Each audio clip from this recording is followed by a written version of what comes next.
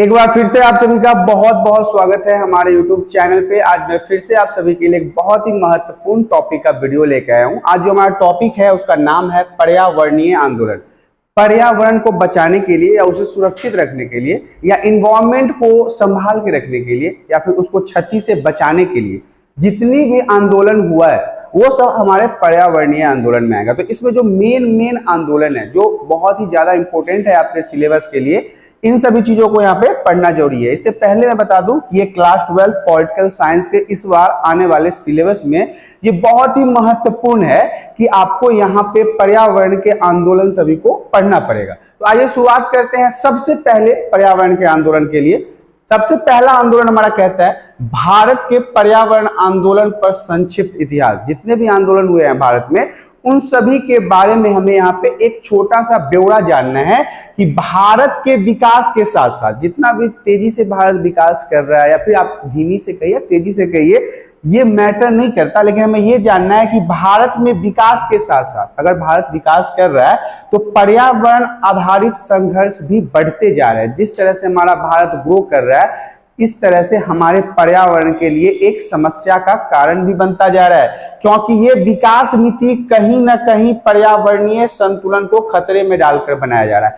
कहीं ना कहीं हमारे पर्यावरण का दोहन हो रहा है, क्षति हो रहा है, पर्यावरण को नुकसान पहुंचाया जा रहा है, लकड़ी जंगल के पेड़ों को काटा जा रहा है, मिट्टी का भूस्खलन हो रहा है, कहीं ना कहीं किसी न किसी रूप से हमारे पर्यावरण के साथ छेड़छाड़ हो रहा है। तब जाके हम आज के समय में विकास कर रहे हैं।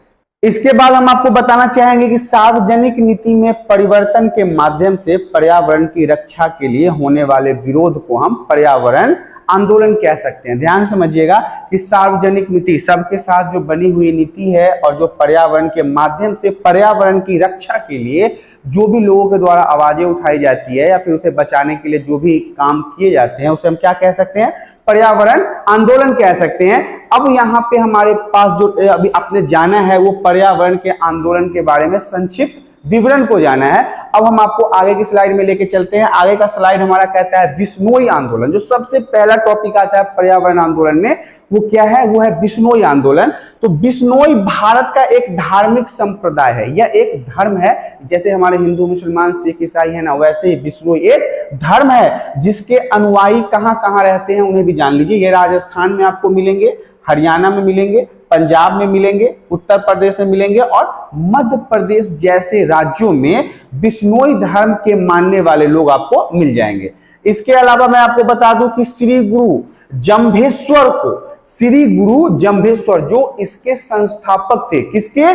बिश्नोई की। मतलब ये जो आप यहाँ पे देख रहे हैं बिश्नोई जो धर्म है जिसके संस्थापक का अगर नाम पूछा जाए तो आप बताएंगे श्री गुरु जंभेश्वर। ये बिश्नोई पंथ के संस्थापक माने जाते हैं, मतलब इन्होंने ही इस पंथ को बनाया था। जिन्हें अब ये जो नाम है श्री गुरु जंभेश्वर, इनको क्या कहा जाता है? जंभोजी भी कहा जाता है। क्या कहा जाता है? जंभोजी कहा जाता है।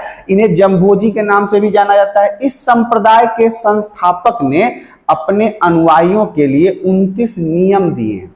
ये जो जंभोजी है ना, ये अपने धर्म के मानने वाले लोगों के लिए 29 नियमों का निर्माण किया है। इनके आंदोलन, इनका जो काम है, जंभोजी क्या करते हैं, इन्होंने ऐसा धर्म क्या बनाया, तो इनके द्वारा जो बनाया गया आंदोलन है या धर्म है, ये वनों की कटाई के खिलाफ 1700 ईस्वी के आसपास ऋषि सोमजी द्वारा किया गया था। 1700 सदी की बात है। इन्होंने वनों की कटाई का विरोध किया था। सोम जी के द्वारा शुरुआत में 1700 ईस्वी में इसे किया गया था और अमृता देवी ने आंदोलन को आगे बढ़ाया। विरोध में बिश्नोई समुदाय ने 363 लोग खो दिए। देखिए ये जो विरोध हुआ 1700 ईस्वी में, इसमें बिश्नोई समाज के 363 लोग मारे गए। हालांकि इसमें और भी कुछ कहानी है कि इसके बाद क्या हुआ, जब राजा को पता चला ना कि 363 लोग मारे गए हैं तो वापस आता है और उनसे माफी मांगता है और उस जंगल को संरक्षित कर देता है, छोड़ देता है। ये था हमारा बिश्नोई आंदोलन। अब हम आगे के आंदोलन में बढ़ते हैं। आगे का आंदोलन हमारा कहता है चिपको आंदोलन। अब हम चिपको आंदोलन के बारे में जानते हैं। यह पर्यावरण रक्षा का आंदोलन था। पर्यावरण को रक्षित करने के लिए इस आंदोलन का निर्माण किया गया।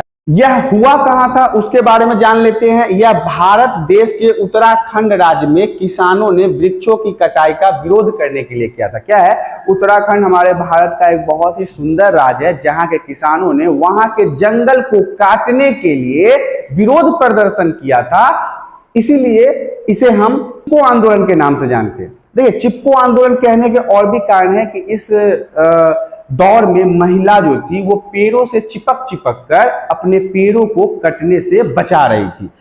वे राज्य के वन विभाग के ठेकेदारों द्वारा वनों की कटाई का विरोध कर रहे थे और उनको अपना परंपरागत अधिकार जता रहे थे। वहां के जो लोग थे वो कहते थे हम यहाँ के रहने वाले हैं, ये जंगल पे अधिकार हमारा है। लेकिन सरकार ने या फिर कहिए जो राजा ने जो वनों को काटने का ठेका अन्य लोगों को दे रखा था, उनसे लड़ने के लिए तैयार थे। सुंदरलाल बहुगुणा और चंडी प्रसाद भट्ट इस आंदोलन के नेता थे। ये नाम याद रखिएगा कि चिपको आंदोलन के अगर प्रमुख नेता का नाम पूछा जाए तो आप सुंदरलाल बहुगुणा और चंडी प्रसाद भट्ट इन दोनों का यहाँ पे नाम बताएंगे। इस आंदोलन की सबसे उल्लेखनीय विशेषता महिलाओं की भागीदारी थी। इस आंदोलन में ऐसा हुआ था कि महिलाओं ने जमकर भाग लिया था और पेड़ों को पकड़कर उसे काटने का विरोध जता रही। जो हमारा आंदोलन है वो कहता है ओपिको आंदोलन। एक था चिपको आंदोलन, अब हमारा है ओपिको आंदोलन। ओपिको आंदोलन जो है वो चिपको आंदोलन की तरह ही पर्यावरण संरक्षण के लिए चला गया था। इस आंदोलन का देखिए, जिसमें जितने भी आंदोलन आपको पढ़ाया जा रहा है वो सारे आंदोलन कहीं ना कहीं पर्यावरण को बचाने के लिए किया जा रहा है। तो यहाँ पे जो ओपिको आंदोलन है वो भी कहीं ना कहीं पर्यावरण संरक्षण के लिए ही चलाया गया था। यह क्रांतिकारी आंदोलन था, ये बहुत ही बड़ा क्रांतिकारी आंदोलन था। दूसरे शब्दों में आप कहें तो उत्तर का चिपको आंदोलन और दक्षिण में ओपिको आंदोलन के रूप में उभर कर जो सामने आया, यह आंदोलन अगस्त 1983 में कर्नाटक के उत्तर कन्नड़ में शुरू हुआ था। ध्यान से समझिएगा, जैसे कि चिपको आंदोलन था वैसे ही ओपिको आंदोलन था। अंतर बस ये था कि ये दोनों अलग अलग जगहों पे हुआ था। जो चिपको आंदोलन था वो उत्तराखंड में हुआ था और जो ओपिको आंदोलन था वो कर्नाटक में हुआ था। कर्नाटक के उत्तर कन्नड़ क्षेत्र में शुरू हुआ था। यह आंदोलन वनों की सुरक्षा के लिए कर्नाटक में पांडुरंग हेगड़े के नेतृत्व में शुरू हुआ था। देखिए, हर यहाँ पे जितने भी आंदोलन हुए हैं पर्यावरण को बचाने के लिए वो कहीं ना कहीं किसी न किसी नेता के नेतृत्व में हुआ है। जैसे सुंदरलाल बहुगुणा जो थे वो चिपको आंदोलन के नेता थे। वैसे ही अगर आपसे पूछा जाए कि ओपिको आंदोलन के नेता कौन थे तो आप बताएंगे पांडुरंग हेगड़े जो थे वो ओपिको आंदोलन के नेता हुआ करते थे।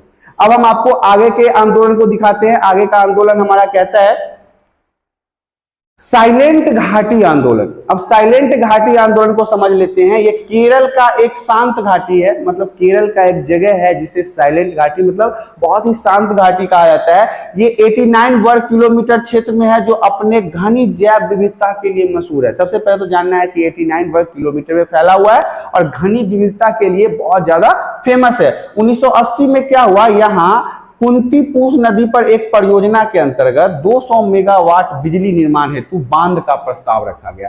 यहाँ पे बिजली निर्माण के लिए यहाँ पे बांध बनाने का प्रस्ताव रखा गया सरकार की तरफ से। केरल सरकार इस परियोजना के लिए बहुत इच्छुक थी। उस समय के जो वर्तमान केरल की सरकार था, जो प्रशासन थी, वो इस परियोजना के लिए बहुत इच्छुक थी। लेकिन इस परियोजना के विरोध में वैज्ञानिक जो साइंटिस्ट थे वो पर्यावरण कार्यकर्ता जो पर्यावरण बचाने का काम करते हैं वो तथा क्षेत्रीय लोग जो वहां के लोकल लोग थे वो भी इसके खिलाफ आवाज उठाना शुरू कर दिए। इनका मानना था कि इससे इस क्षेत्र में कई विशेष फूलों, पौधों और लुप्त होने वाली प्रजातियों को खतरा है। ये लोग ऐसा मानते थे कि यदि आप यहाँ पे बिजली बनाने का काम शुरू कर दोगे, ये बांध बना दोगे, 200 मेगावाट बिजली तैयार करना शुरू कर दोगे, तो यहाँ पे जो स्थानीय लोग हैं उनको खतरा होगा। फल फूल यहाँ पे बहुत ज्यादा है, उसे नुकसान होगा। कुछ ऐसी प्रजातियां हैं जो पहले ही से नुकसान के कगार पे हैं, वो तो समाप्ति हो जाएंगे। यह पश्चिमी घाट की कई सदियों पुरानी संतुलित परिस्थितियों को भारी हानि पहुंचा सकता था। दबाव में सरकार को 1985 में इसे राष्ट्रीय आरक्षित वन घोषित करना पड़ा। सरकार का तो बहुत मन था कि साइलेंट घाटी आंदोलन में 200 मेगावाट बिजली का काम शुरू किया जाए, लेकिन जब साइंटिस्ट, पर्यावरणविद और वहां के क्षेत्रीय लोग जो इनके खिलाफ आवाज उठाए, उसे सरकार को दबाव में आकर 1985 में इसे राष्ट्रीय आरक्षित वन घोषित करना पड़ा। ये साइलेंट घाटी था। अब हम आपको आगे के स्लाइड की ओर लेके चलते हैं। जंगल बचाओ आंदोलन बहुत इंपॉर्टेंट है, खासकर आपके एग्जाम के लिहाज से। इस आंदोलन की शुरुआत 1980 में बिहार से हुआ था। बिहार भारत की एक राज्य है, तो अगर जंगल बचाओ आंदोलन के बारे में आपसे पूछा जाए तो आप बताएंगे इस आंदोलन की शुरुआत 1980 में बिहार से हुआ था। बाद में यह आंदोलन झारखंड और उड़ीसा तक भी फैल गया था। देखिए 1980 में बिहार से शुरू हुआ, लेकिन बाद में इसका साथ कौन कौन दिया? उड़ीसा और झारखंड दोनों साथ मिलकर आए। 1980 में सरकार ने बिहार के जंगलों का मूल्यवान सौगंध के पेड़ों के जंगल में बदलने की योजना पेश की और इस योजना के विरुद्ध बिहार के सभी आदिवासी कबीले एकजुट हुए और उन्होंने अपने जंगलों को बचाने के लिए एक आंदोलन चलाया। इसे ही हम जंगल बचाओ आंदोलन के नाम से जानते हैं। देखिए बिहार सरकार ने 1980 में क्या किया? बिहार सरकार ने कहा कि जितने भी जंगल का मूल्यवान सौगान का पेड़ है उसे जंगल में बदलने की योजना पेश किया, जिससे जो आदिवासी लोग जो उस समय जंगलों में रहते थे या फिर जंगल के पेड़ पौधे फल फूल पे ही उनका गुजारा होता था, ये खासकर बिहार झारखंड और उड़ीसा के लोग थे, उन्होंने इसका जमकर विरोध किया। और इन्होंने जो जमकर विरोध किया है यही हमारा जंगल बचाओ आंदोलन के नाम से जाना जाता है। तो ये भी एक पर्यावरण को बचाने के लिए पेशकश थी। आइए हम अगले स्लाइड की तरफ बढ़ते हैं। अब हमारा है नर्मदा बचाओ आंदोलन। ये भी इंपॉर्टेंट है। इसने पहली बार पर्यावरण तथा विकास के संघर्ष को राष्ट्रीय स्तर पर चर्चा का विषय बना दिया। देखिए ये अभी तक जितने भी हमारे पर्यावरण को बचाने के लिए प्रयास किए गए हैं ना, ये या तो क्षेत्रीय स्तर पर किए गए हैं या राज्य स्तर पर किए गए हैं। लेकिन जब नर्मदा बचाओ आंदोलन आया तो ये पहला ऐसा आंदोलन था जो राष्ट्र लेवल पे गया, राष्ट्रीय मंच के चर्चा का विषय बना, जिसमें न केवल विस्थापित लोग बल्कि वैज्ञानिक, गैर सरकारी संगठन और आम जनता की भागीदारी थी।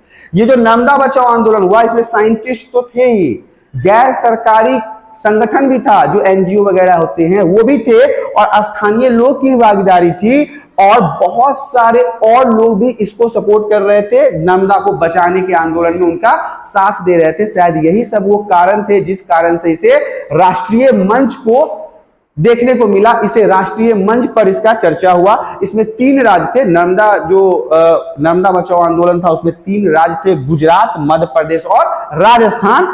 पर्यावरणविदों और स्थानीय लोगों ने 1985 में हाइड्रो बिजली के उत्पाद के लिए नर्मदा पर बांध के निर्माण के खिलाफ विद्रोह शुरू कर दिया। उन्होंने खिलाफ में आ गए ये कि नहीं, नर्मदा पे ऐसी कोई बांध नहीं बनेगी। ना बनने का कारण भी था कि इससे बहुत लोग प्रभावित हो रहे थे। अब इसी आंदोलन को हम नर्मदा बचाओ आंदोलन के नाम से भी जानते हैं।